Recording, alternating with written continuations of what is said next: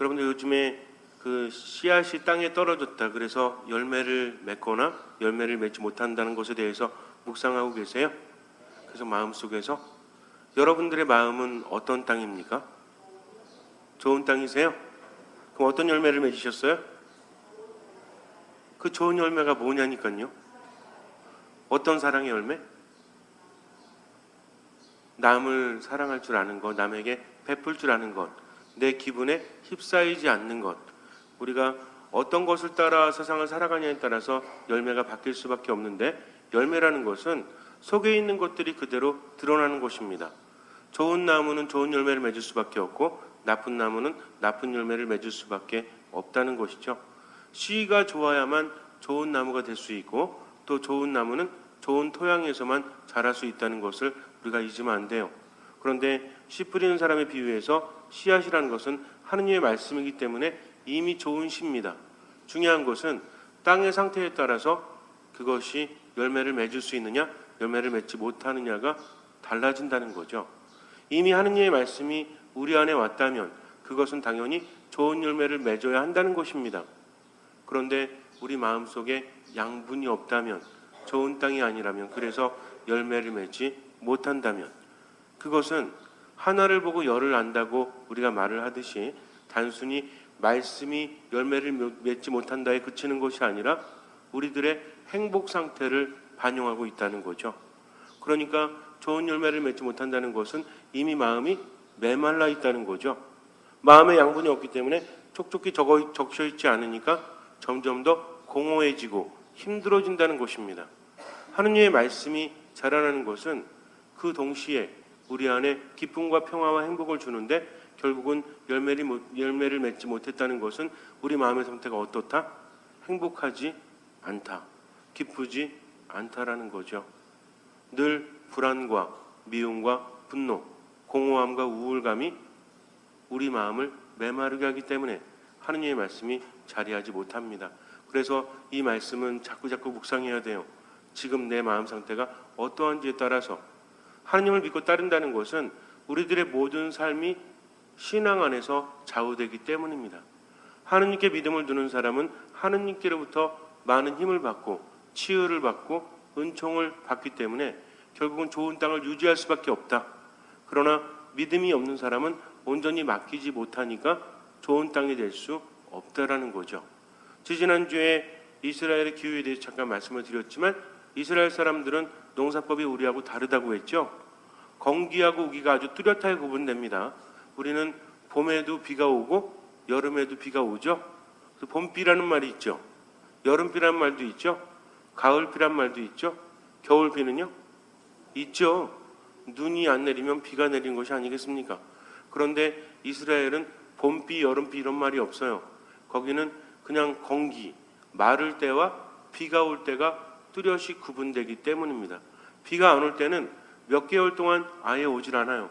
그런데 비가 내리는 것이 우리처럼 봄비, 여름비, 가을, 겨울비가 아니라 거기는 이른비, 장맛비, 늦은비 이렇게 되어 있습니다. 그러니까 한 2달 정도, 2달 반 정도의 그 장맛비, 엄청나게 비가 많이 내려오고요.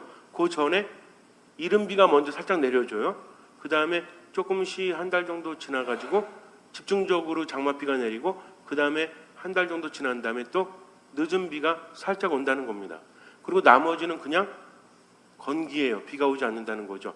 대부분 한 4월부터 10월까지 이 정도 비가 잘 오지 않아요.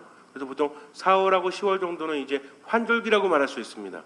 건기하고 우기가 나뉘어지는. 그래서 한 11월쯤에 이른 비가 와요. 그리고 한 12월 중순 이후에, 그래서 2월까지가 장맛비가 엄청나게 오고 3월에 늦은 비가 옵니다. 그 4월 지나면 다시 건기가 시작이 된다는 거죠. 그런데 씨는 언제 뿌려야 돼요? 여러분들 생각에? 자, 건기가 있어요. 아주 마를 때가 있고 이른 비가 있습니다.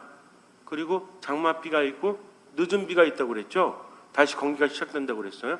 그럼 씨는 언제 뿌릴까요? 이른 비가 오고 나서 씨를 뿌려야 한다는 거죠. 왜냐하면 건기라는 것은 땅이 완전히 말라있기 때문에 씨를 뿌려봤자 의미가 없죠. 그러니까 농부는 뭘 기다려요? 이른 비를 기다립니다. 그런데 장맛비 때 씨를 뿌리면 어떻게 돼요? 지난번에도 말씀드렸지만 장마가 시작이 되면 비가 엄청나게 온다고 그랬죠. 또 와디라는 것이 형성이 된다. 건곡이라고 했어요. 마른 계곡이 있다가 비가 오면 갑자기 계곡에 물이 불어나는 거죠. 그렇기 때문에 지형도 살짝 바뀔 수 있다고 그랬죠. 그래서 농부가 아무리 밭이라고 만들어 놓는다고 할지라도 이 밭이 어떻게 변할지는 아무도 알 수 없다는 겁니다. 비가 엄청나게 오니까 돌들이 굴러 들어오기도 하고요. 또 흙들이 완전히 바람에 날아가기도 하기 때문에 갑자기 길도 될 수 있다는 거죠. 밭 전체가 완전히 돌밭이 되거나 길바닥이 되거나 그러는 것이 아니라 밭이라는 영역이 있다고 했을 때 길을 이렇게 우리나라처럼 논이 또는 밭이 이렇게 정리가 된 것이 아니기 때문에 대충 길을 만들어 놓거든요. 그러다가 비가 오거나 이렇게 하면 많이 오게 되면 이 길이 바뀔 수도 있다는 거죠.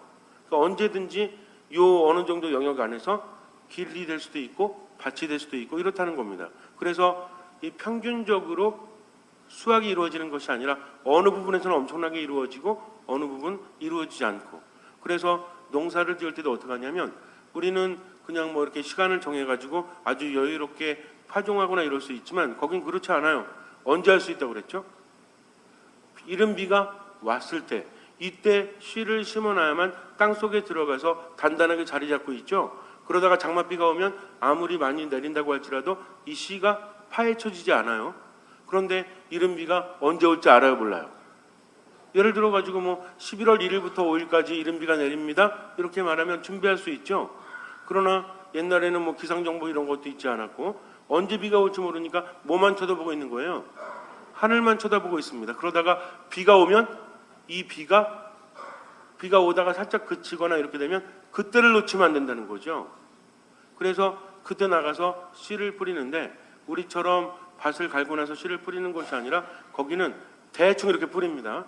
그러고 나서 이제 씨를 뿌리고 나서 밭을 갈게 되거든요. 그러면 이렇게 뭐 이렇게 통에다 놓고 씨를 흩어 뿌리거나 아니면 당나귀라든지 이런 거 이렇게 그 등에다가 씨를 이렇게 씨주머니를 만들어서 뚫어 놓습니다. 그럼 얘가 어떻게 해요? 계속 다니는 거죠. 우리처럼 밭이 이렇게 네모난 게 아니라 거긴 길어요. 이렇게 굉장히 넓다는 겁니다. 그러니까는 얘가 이렇게 왔다 갔다 하면서 씨를 이렇게 뿌리는 거죠. 아니면 여러 사람들이 모여가지고 대충 이렇게 뿌리고 난 다음에 그 다음에 밭을 갑니다. 그렇게 되니까 어때요? 그냥 이렇게 뿌리다 보면 이 씨앗이 절로 멀리 날아갈 수도 있고 우리처럼 정교하게 뿌리는 것이 아니라 대충 후딱 뿌리니까 어떤 것은 길바닥으로 갈 수도 있고 어떤 것은 가시덤불로 갈 수도 있죠. 그리고 오랜 동안 공기가 지속이 되었기 때문에 이 땅 속에 뭐가 있는지 아무도 알 수 없어요. 그래가지고 뿌리고 나서 대충 갈다 보니까 안에 돌이 있을 수도 있다는 거죠. 그래서 여러 가지 가능성이 있을 수밖에 없습니다. 그런데 이스라엘 사람들, 즉 예수님의 말씀을 듣고 있던 그 사람들에게 있어서 중요한 것은 왜 농부가 그렇게 씨앗을 뿌리냐가 아니에요. 이미 알고 있다는 거죠. 일상적인 삶이라는 겁니다. 그들이 예수님의 말씀을 들었을 때 중요한 것은 그들은 땅의 상태를 아주 잘 알고 있어요. 우리는 보통 땅 그러면 좀 기름진 땅들을 많이 보잖아요. 그렇지 않습니까? 우리 주변에 뭐 성당 앞에 잔디를 심어도 잘 자라죠. 근데 이스라엘 같으면 이런 일이 그렇게 흔하지 않아요. 심어 놓는다고 해서 잘 자랄 수 있는 보장은 없습니다. 왜? 땅이 우리보다 매우 안 좋기 때문에 그래요. 그래서 말라 비틀어지는 땅, 가시덤불이 자라는 땅, 그래서 씨앗이 뿌리를 내릴 수 없는 땅이라고 했을 때 그들의 머리 안에는 어떤 것이 떠오르냐면 죽음, 메마름, 살지 못함, 이런 것들이 떠오를 수밖에 없다는 거죠. 정말 중요한 건 뭐냐면 이 씨앗이 뿌리를 내리고 열매를 맺지 못한다면 그 땅은 어떤 상태라는 얘기예요. 완전히 메말라가지고 비틀어지는 상태. 그래서 생명이라고는 찾아볼 수 없는 상태를 그들은 이미 알고 있었다는 겁니다. 그러니까 이 말씀이 아주 중요하게 들릴 수밖에 없어요. 그런데 예수님께서는 4가지로 우리에게 땅의 상태에 대해서 말씀을 해주시죠. 그래서 말씀이 우리 안에 이미 내려왔습니다. 하느님께서 우리들에게 말씀을 주셨다는 거죠. 근데 어떤 사람은 말씀을 듣긴 하지만 관심이 없죠. 왜 관심이 없다고 그랬어요? 하느님께 믿음을 두지 않기 때문에. 그러니까 씨앗이 떨어졌는데 길바닥에 떨어진 것처럼 뿌리를 내릴 수가 없잖아요, 지금. 그런데 누가 와서 채간다고 그랬죠? 공중의 새들이 와서 채간다고 했습니다. 이것은 사탄이라고 말했죠. 그럼 왜 채갈까요? 사탄이? 왜 채가요? 사탄의 목적이 뭐죠? 인간을 하느님으로부터 떼어놓으려고 합니다. 그래서 하느님 안에서 평화를 누리지 못하도록. 근데 만약에 이 말씀의 씨앗이 뿌리를 내리게 되면 이 사람 마음 안에 누가 계세요? 하느님께서 계시고 하느님께서 함께 하시니까 그 꼴을 볼 수가 없는 거죠. 그러니까 관심도 없을 때 혹시나 뿌리를 내릴까 봐 잽싸게 빼앗아 간다는 겁니다. 그러니까 길바닥에 떨어졌다는 것은 하느님의 말씀을 듣고도 받아들이려고 하지 않는 사람, 그런 사람은 기회조차 잃어버린다는 거죠. 그러니까 세상을 살아가면서 어때요? 점점 더 삶이 공허해지고 우울해지고 힘들어질 수밖에 없죠. 그러다 보니까 점점 더 세상에 휩싸이게 되고 그 안에서 괴로워합니다. 즉 하느님의 말씀이 자리하지 못하면 그 사람은 결국에는 기쁨과 평화를 누릴 수가 없다는 거죠. 이제 가시던 불이 있어요. 이제 이미 여러분들 알고 계시죠? 아니 대답을 안 하세요? 가시던 불, 돌밭 이런 것들의 차이에 대해서 우리가 묵상했잖아요. 하느님의 말씀을 받아들이긴 하죠. 그러나 돌밭에 떨어졌다는 것은 무엇입니까? 어떤 고난이나 역경이 오면 뿌리를 내리지 못하니까 돌밭은 어때요? 단단하지 않잖아요. 그래서 흙이 좀 이렇게 좀 부족하고, 그러니까 깊이 뿌리를 내릴 수 있어요, 없어요? 없다는 겁니다. 그러다가 태양이 떠오르면 어때요? 말라서 비틀어 버린다는 거죠. 하느님께 대한 믿음을 두고 있지만 조금 어려움이 오면 신앙을 포기하는 사람들, 가끔 성당에 보면 성모상이나 이런 것들을 갖다 놓는 분들이 있어요.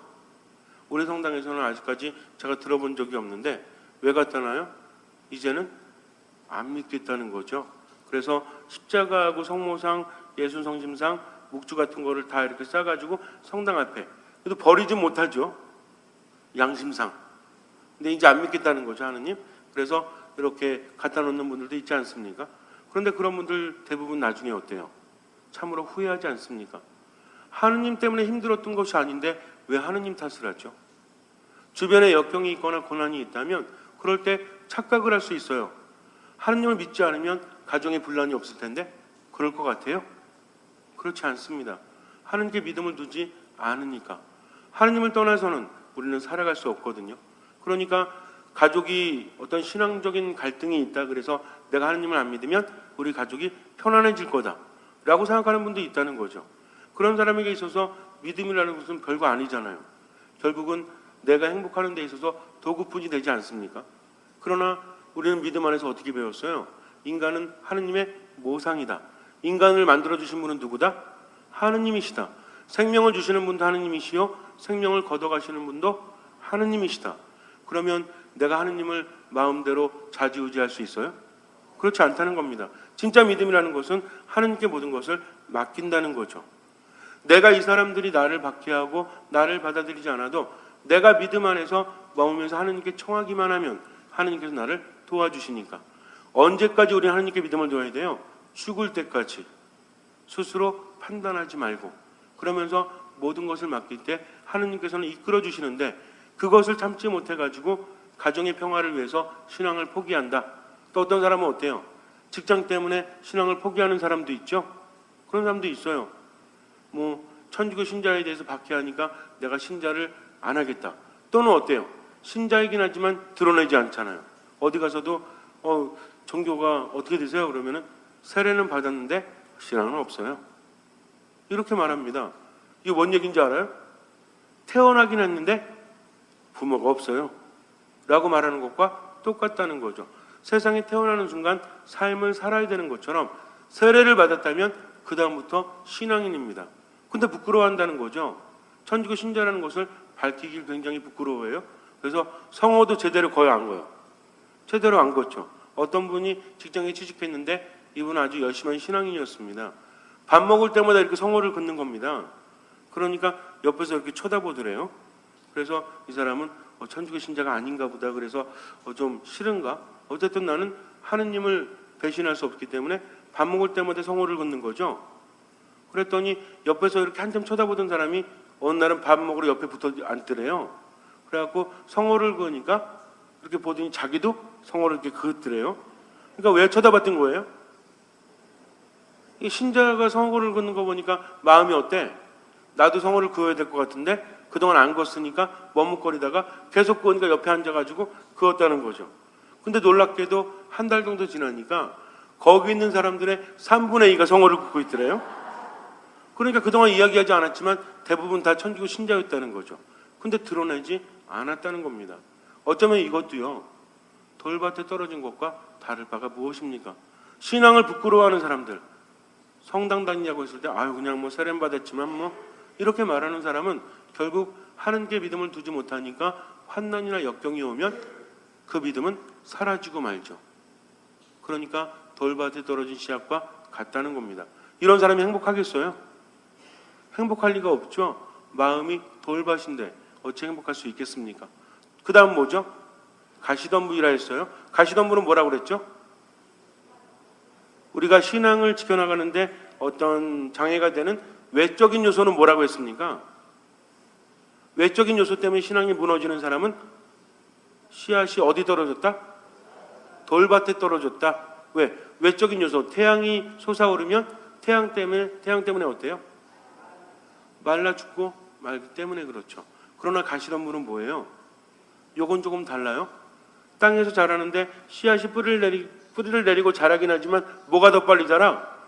가시덤불이 더 빨리 자라니까 숨 막혀서 죽는다는 겁니다. 이거는 무슨 얘기냐면 걱정이나 근심, 마음속에 또 다른 것들 때문에, 그러니까 내적인 상황 때문에 믿음을 두지 못하는 거죠. 어떤 사람은 그래요. 하느님을 믿고 싶은데 내 상처가 너무나 커서 하느님 말씀대로 사랑을 실천할 수 없어요. 하느님을 믿다 보면 때로는 괴로울 때가 있죠. 이상하게 마음의 평화를 위해서 짐을 내려놓기 위해 성당에 왔는데 성당에 다닐수록 마음이 더 무거워지는 경우 있죠. 저만 그러나요? 여러분들은 안 그러십니까? 나는 마음의 위로를 받고 싶고 힘을 얻고 싶은데 하느님의 말씀은 자꾸만 나를 찌르죠. 자꾸만 듣기 싫은 말씀하시잖아요. 원수를 사랑해라. 그렇지 않습니까? 어떤 사람이 꾸려고 한다면 거저 주어라. 할 수 있으세요? 저 10,000원만 꿔주세요. 우리가 세상을 살아가면서 하느님의 말씀대로 살아간다는 것은 정말 불가능합니다. 그러니까 어떻게 그럴 수 있어? 제자들도 투덜투덜 되잖아요. 어떤 사람이 와서 예수님 따른다고 하니까 이 사람이 굉장히 부자였죠. 근데 정말 잘 산 사람이었거든요. 근데 한 가지 부족한 게 있다고 했죠. 예수님께서 뭐라고 하십니까? 너의 모든 재산을 팔아서 가난한 이들에게 나누어 주어라. 얼마나 얄미운 말씀이에요. 이 사람은 율법도 잘 지켰어요. 정말 누가 봐도 훌륭하고 착하게 살았습니다. 그런데 예수님께서는 그를 대견하시면서도 한 가지 부족한 것이 있다고 하면서 가장 포기할 수 없는 것을 그분은 말씀하신다는 거죠. 어떤 사람이 예수님을 따른다고 하니까, 그래서 따르라고 하니까 이 사람이 그러나 따르기 전에 먼저 제가 가서 이제 가족들에게 인사 좀 하겠습니다. 그리고 당신을 따르겠습니다. 그랬더니 뭐라고 그래요? 나를 따르는 사람은 뒤를 돌아보지 않는다. 그러니까 즉각 따르라고 말씀하십니다. 가서 인사할 틈이 없다는 거죠. 또 제가 따르긴 할 텐데 집에 가서 아버지의 장례를 좀 치르겠습니다. 그랬더니 예수님 뭐라고 하세요? 우리 보통 아버지 장례 치른다고 하면 스승되는 분은 뭐라고 그래야 돼요? 그래 가서 빨리 하고 나도 이따 갈게. 그리고 이제 제자들 모아서 우리 좀 이렇게 좀 도와줘야 되지 않겠어 해서 조의금 이런 거 모으고 막 이러죠. 근데 예수님 뭐래요? 야, 죽은 사람의 장례는 죽은 사람들한테 맡겨. 이렇게 말합니다. 이 죽은 사람의 장례를 죽은 사람에게 맡기라는 것은 두 가지 의미가 있어요. 하나는 죽은 사람들의 영역이 따로 있다는 것이고, 또 한 가지는 뭐냐면 그 사람들은 하느님 생각하지 않고 세상 일에만 머무르는 죽은 사람들이기 때문에 너는 지금 영적으로 중요한 것이 따로 있기 때문에 일반 사람들한테 맡기고 너는 영적인 것을 해라. 너야말로 산 사람이기 때문이다라는 말씀이 함축되어 있습니다. 하지만 그럼에도 불구하고 말이 돼야 한대요. 아니 아버지 장례도 치르지 말라니 이 말씀을 여러분들은 전적으로 따를 수 있습니까? 부모님 돌아가셨는데 장례 치르지 말고 성당에 와서 봉사하래. 그럼 뭐라 그래요? 제가 여러분들한테 자매님, 형제님, 아버님 돌아가신 거 애도합니다. 그러나 오늘 가지 마시고요. 성당 봉사하세요. 그러면 즉각 투서 올라갈걸요? 신부님이 미쳤다고? 근데 예수님은 그 시대는요 더했어요. 지금보다. 원래는 시신을 만지면 돼요, 안 돼요? 안 되죠? 왜? 부정해지니까. 근데 예외가 있죠? 가족이 죽었을 때는 만질 수 있습니다. 무슨 얘기인지 아십니까? 평상시에는 법으로 금지해 놓다가 가족이 죽었을 때는 그 모든 것을 다 풀어준다는 거죠. 그만큼 가족의 장례는 중요합니까? 중요하지 않습니까? 지금보다 더 중요했어요. 그런데 예수님께서 가지 말래요. 이거 따를 수 있어요? 따르기 쉽지 않아요. 이런 말씀이 내 안에 정말 힘듦을 주지 않습니까? 그래서 말씀을 포기해버리죠. 그분의 말씀대로 살아가는 건 너무나 벅차니까 내 마음속에 여러 가지들 정말 어떻게 그럴 수 있을까? 라는 이기적인 생각들, 이기적인 생각이라는 것은 나쁘다는 것이 아니라 하느님 뜻이 아니라 결국에는 뭘 선택하는 거죠? 사랑해야 되지만 내 상처가 깊으니까 사랑할 수 없다. 여러분들 정말 미운 사람들조차도 사랑의 눈빛으로 바라볼 수 있어요? 그 사람 때문에 불평하지 않을 수 있습니까? 불만을 안 가질 수 있습니까? 그렇다면 그 사람 하는 사랑이 온전히 머무는 건데 우리는 그런 것들을 포기하지 못하잖아요. 결국 누구 뜻대로 살아가는 거야? 내 뜻대로. 그러니까 내가 커지는 거죠. 가시던 물이 커갑니다. 그러니 어때요? 믿음을 두고 있음에도 불구하고 삶이 답답하고 공허하고 재미가 없어. 왜 그래요? 신나는 일이 없어서가 아니라 내 마음속에 가시덤불이 자라고 있기 때문입니다. 또 어떤 사람은 걱정이 많아. 늘 걱정이야. 아프면 어떡할까? 또 우리 가족이 어떻게 되면 어떡할까? 또 내일이 되면 어떻게 될까? 이렇게 하면서 점점 걱정거리가 많으니까 인색해지죠. 하느님께도 인색하고 사람들에게도 인색할 수밖에 없어요. 걱정거리가 많고 염려거리가 많으니까 움켜잡으려고 그래요? 아니면 풀어주려고 그래요? 움켜잡으려고 하잖아요. 그러다 보니까 점점 내 것은 쓰지 않고 다른 사람 것만 얻어먹으려고 그래. 다른 사람 것만 쓰게 하려고 그래. 그 별거 아닌 것 같지만 그 안에서 이미 마음이 드러난다는 것입니다. 우리 마음의 상태라는 것은 겉으로 드러나게 되어 있기 때문이죠. 그러니까 걱정하거나 염려하거나 그로 인해서 내 삶이 위축되는 것들, 이런 사람은 참으로 불행한 사람이 아니겠습니까? 왜? 말씀은 듣고 싶어 하죠. 말씀이 내 안에 뿌리를 내리길 원하지만 결국은 내 안에 있는 여러 가지 움직임들 때문에 하나님의 뜻을 따르지 못하니까 삶이 점점 어떻게 돼요? 힘들어지고 숨이 막혀가고 답답해진다는 겁니다. 그러니 열매를 맺어요, 못 맺어요? 열매를 못 맺죠. 못 맺으면서도 억울해하죠. 그러나 좋은 땅에 떨어졌다는 것은 말씀을 온전히 받아들입니다. 내가 비록 힘들긴 하지만 그래도 하느님의 말씀이니까 해야지 하면서 기도하고 말씀을 묵상하고 미사 안에 머물다 보니까 바뀌어요, 안 바뀌어요? 바뀐다는 겁니다.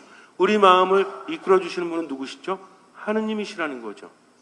내 마음속에 그분이 오시기만 하면 얼마나 촉촉히 졌는지 몰라요. 오늘 집에 가시다가 저기 잔디 심어놓은데 한번 이렇게 보세요. 비가 촉촉히 오니까 어때요? 완전히 젖어가지고 뭔가 파릇파릇 생기가 돋지 않습니까? 이렇게 좋은 땅이 되면 열매가 맺어질 수밖에 없다라는 거죠. 그런 사람은 결국 행복하지 않습니까? 말씀의 씨앗이 뿌리를 내리고 자라난다는 것은 우리 또한 행복할 수 있다라는 거죠. 한번 생각해 보세요. 하느님의 말씀이 우리 삶과 동떨어져 있습니까? 아닙니다.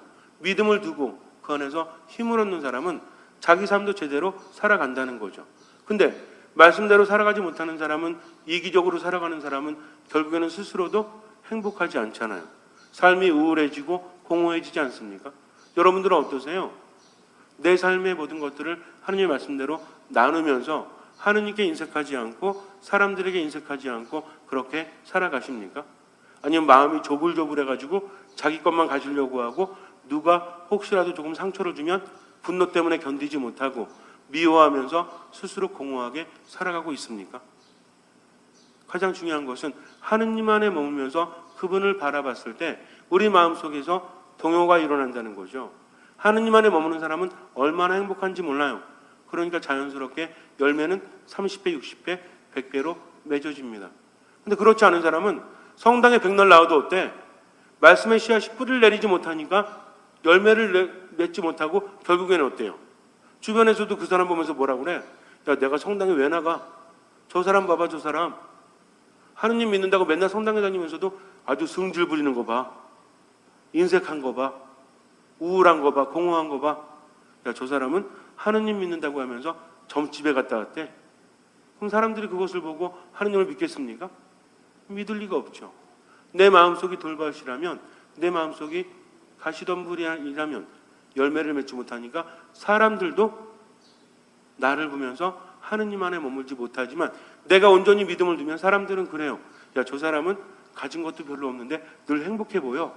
그 비결이 뭘까? 하면서 자꾸 호감을 가지면서 어디 관심을 가져요? 아니, 왜 이렇게 행복하십니까? 제가 볼 때는 요즘 세상 웃을 일도 없는데 늘 그렇게 왜 힘이 나세요? 굳은 일에 왜 이렇게 앞장서세요? 아니, 남들은 다 귀찮아하는 것들 왜 그렇게 열심히 하십니까? 그럼 뭐라 그래요? 저는 행복하니까요. 누구 때문에? 하느님 때문에. 제가 아는 게 없어도, 비록 많은 것이 제 머릿속에 없어도 하느님은 나를 사랑하시고 나는 하느님 때문에 포기하지 않습니다. 이렇게 말하면요, 듣는 사람이 어떨 것 같아요? 야, 하느님이 누구시길래 이 사람이 이렇게 믿음을 갖지? 아무리 가두성교 해보세요. 아무리 예수님 믿으라고 해보세요. 그 사람의 삶 안에서 그리스도의 향기를, 열매를 발견하지 못하면 믿음을 갖지 않습니다. 그러나 그 사람이 이미 열매를 맺으면 그 열매를 보고 어때요? 아, 정말 이 사람이 하느님의 제자구나 하면서 알아본다고 하지 않았습니까? 그래서 하느님께 그 사람들이 찾아오게 되어 있죠. 이것이 진짜 선교이지 않습니까? 이것이 정말 믿음의 삶이지 않습니까? 그래서 믿음의 삶을 살아가는 사람은 스스로가 행복해야 돼요. 여러분들 행복하십니까? 왜? 좋은 땅이기 때문에, 말씀이 내 안에서 힘을 주기 때문에. 그럼 이제 뭐 하면 돼요? 이것이 열매를 맺게 하면 되죠. 이 열매는 무슨 열매라고 그랬죠? 사랑의 열매라고 했습니다. 사랑을 체험하는 사람은 사랑을 전해줄 수밖에 없죠. 그러니까 인색한 사람이 되지 말고 베푸면서 사세요. 이거부터 시작해야 됩니다. 사랑이라는 것은요, 뭐부터 해야 되는지 알아요? 주는 연습부터 해야 돼요. 아까워요, 안 아까워요? 안 아까우면 성인의 상태고, 더럽게 아깝지. 정말 아깝지. 그런데도 하나씩 베풀면서, 제가 농담조로 여러분들한테 자판기 앞에서도 주머니 닫지 말고, 어떤 사람 잔돈이 없네? 준비해 오는 게 사랑입니다. 그때서 없네, 이건 사랑 아니에요. 진짜 사랑은 뭐, 집에서부터 오늘은 한 20명분 가져갈까? 이렇게 하면서 동전 잔뜩 넣고, 또 여기 1,000원짜리도 돼. 그러니까 주머니에 언제든. 지가 꺼낼 시간이 어디 있어? 사랑 실천해야 되는데. 누가 오면 바로 커피 어때? 바로 주머니에서 이렇게. 이 정도는 돼야 우리가 사랑을 실천한다고 할 수 있지 않겠습니까? 그렇다고 해서 자판기 앞에서만 사랑 실천하지 말고, 일상적인 삶 안에서도 내 것을 베푸는 사람, 내 것을 내어놓는 사람만이 열매를 맺을 수 있습니다. 잊지 마세요. 기본적인 것부터 되지 않으면 절대로 하느님께 인색하거나 사람들에게 인색한 사람은 절대로 열매를 맺지 못합니다. 잠시 눈을 감으세요. 말씀의 씨앗이 우리 마음속에 떨어졌습니다. 보십시오. 걱정이 많으십니까? 염려가 많으십니까? 두려움이 많으십니까? 그러면 가시덤불이에요. 말씀이 자라나지 못합니다. 혹시 주변의 여건 때문에 신앙을 포기하려고 하십니까? 그럼 말씀이 자라지 못해요. 왜? 돌밭이기 때문입니다. 그러니 혹시라도 그런 상태라면 하느님께 도우심을 청하십시오. 주님, 믿습니다. 그러나 제가 나약하니까 믿음이 없는 저를 도와주십시오 하면서 기도와 말씀과 미사 안에 온전히 머무십시오. 죽을 때까지 머무십시오. 주님께서는 그 믿음을 보시고 우리 삶에 놀라운 기적을 일으켜 주실 것입니다. 아멘.